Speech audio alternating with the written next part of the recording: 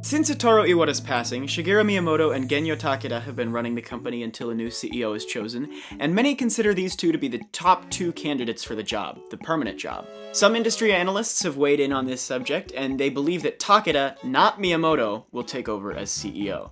They say based on their comparative corporate experience, where Takeda has more experience with hardware and the business side of the industry, whereas Miyamoto is really their lead creative, not their lead visionary and manager.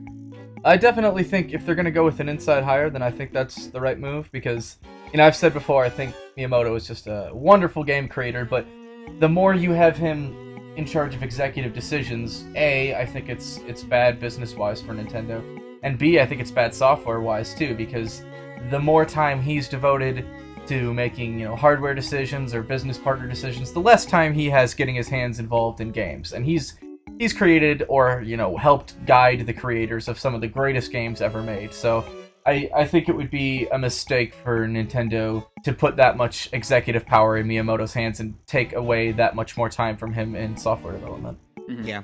Yeah, and looking at Takeda specifically, obviously his big resume builder is that he was the big driving force behind hardware design at the time of Wii. I've never actually heard this story before until today when I was kind of looking him up. But one of his ideas behind developing Wii was, he was looking at the console power race and how, you double the power, but gamers really want 3 times the power, and is that really sustainable? So his thought was, well, how do they do it with cars? You have performance cars, and then you have the family-friendly, fuel-efficient cars.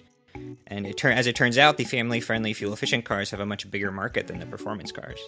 So that was kind of how they approached Wii development, was they weren't going to make a high-performance console. They were going to make a family-friendly, what it needs to be console. And he was apparently saying stuff like that within the company as early as 2002. So that's before GameCube was tanking.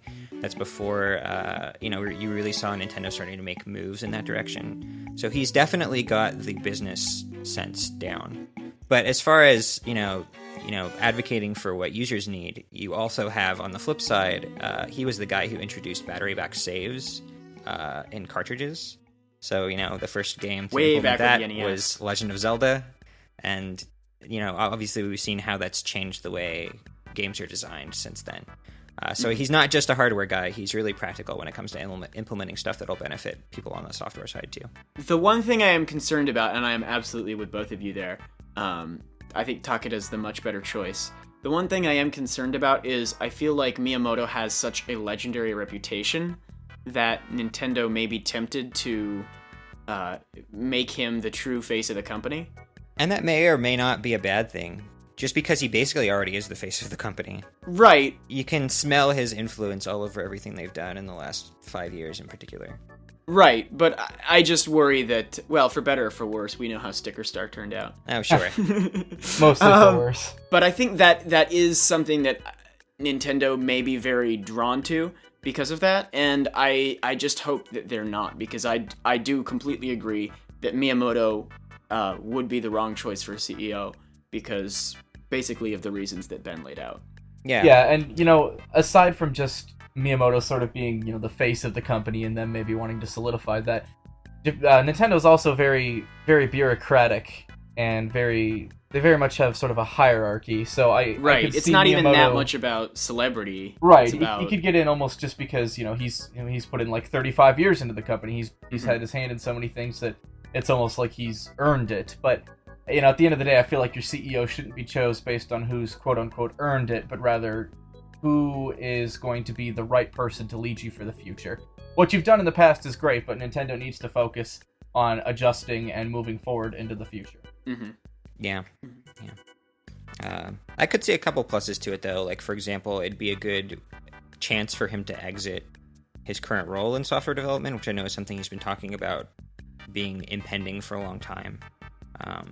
And, this is obviously a major, Nintendo shattering sort of event that could be a good catalyst for that. I don't know. And then on the flip side, especially since with the jam Nintendo's in right now in terms of struggling with their business, they really need corporate morale to be high. And I think Miyamoto, as a sort of inspirational figure, as someone who can really rally the company, from that perspective, he would be a good choice. But yeah, I totally agree with you guys that he's not a business-minded guy.